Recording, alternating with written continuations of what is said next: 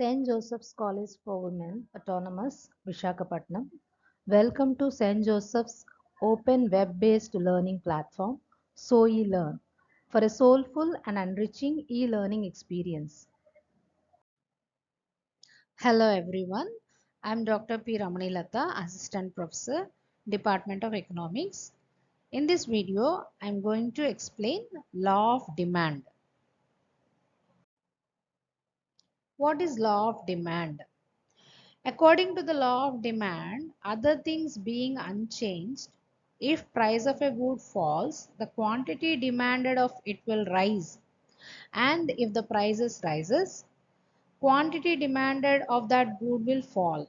Thus, there is an inverse relationship between the price and demand.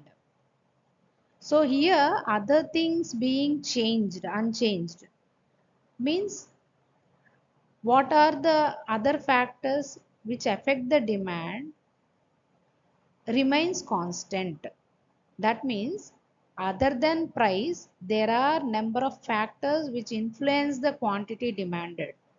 For example, income of the consumer, or prices of substitutes and complementaries, or taste and preference of the consumer. So these are all other factors which influence the quantity demanded. So according to the law of demand, we kept all other factors unchanged or constant. So if there is no change in the price of the substitute goods, and if there is no change in the income of the consumer, and there is no change in the taste and preference of the consumer, then the quantity demanded of a particular good depends on the price of the commodity. And what is the relation between the price of the commodity and quantity demanded is there is an inverse relation. That means when price of the commodity rises, then the quantity demanded decreases. When the price of the commodity falls, then the quantity demanded of particular commodity increases. So there is a negative or inverse relation between the price of the commodity and the quantity demanded of that particular commodity. Demand schedule. So demand schedule explains that, so this is a demand schedule, and it explains that various quantities of a commodity demanded at various price levels. Here are the various quantities, good X quantities 10, 20, 30, 40, 50, 60, and here the price is 6, 5, 4, 3, 2, 1. So when price is 6 rupees, the quantity demanded is 10. And when price falls to 1 rupee, then quantity demanded has increased to 10 to 60. Okay. So there is an inverse relation between price of the commodity and the quantity demanded.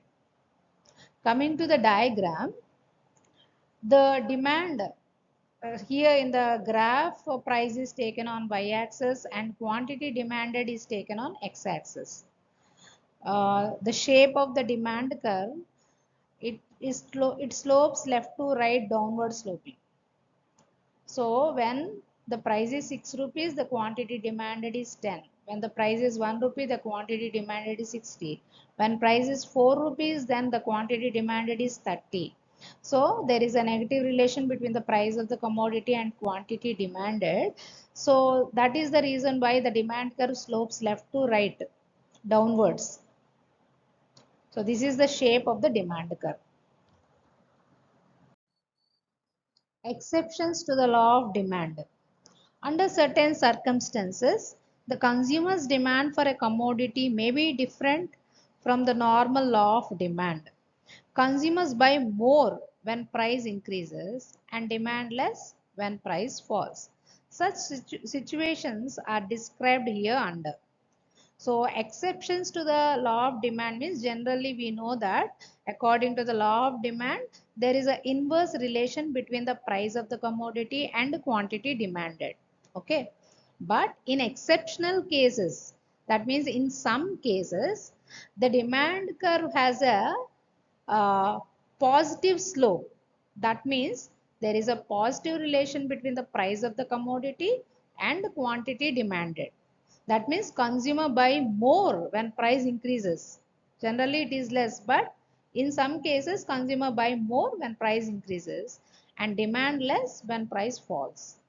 So for example, what are the exceptional cases is Giffen's paradox. Giffen is an economist. So he noticed that people spent a higher proportions of their income on bread, substituting bread for meat. These goods are known as Giffen goods, and this particular behavior is termed as Giffen's paradox. That is, if the good under consideration is a Giffen good, a rational consumer purchases more of the good when its price rises and less of it when it falls. Veblen effect is an exceptional case which affects the demand. According to the Veblen, some consumers measure the utility of commodity entirely by its price. They attach greater utility and prestige to the goods with high price. Most of the rich people of the society enjoy in buying conspicuous goods like diamonds, jewelry, luxurious cars, and etc. So according to the Veblen effect, example diamond. So generally price of the diamond is very high. Still it has demand from rich section because they feel that it is a prestigious good. So when price increases, they demand more. So it is a opposite to the law of demand. So it is an exceptional case of law of demand. Next one is future expectations. Expectations regarding the changes in price of a particular good in future by a section of the consumers may have impact on price demand relation in contrary to the normal law of demand.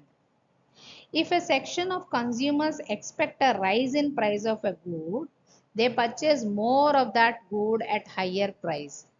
Similar situation may occur with a future expectation of a fall in price, that is, they purchase less with a fall in price. The last one is speculation. Speculation is also one exceptional case of law of demand. In share market, people purchase more stocks and equity shares when their price is increasing and dispose of such stocks and shares with a fall in their price. So we know what is a share market. Share means an equal part of the investment. So when we buy shares, if the share value increases continuously, then we keep the shares with us. Okay. When the it may fall, so sometimes it may fall. The share value may fall. So when we observe any fall in the price level or share level, we dispose those stocks or those shares in the market. So this is also contrary to the law of demand.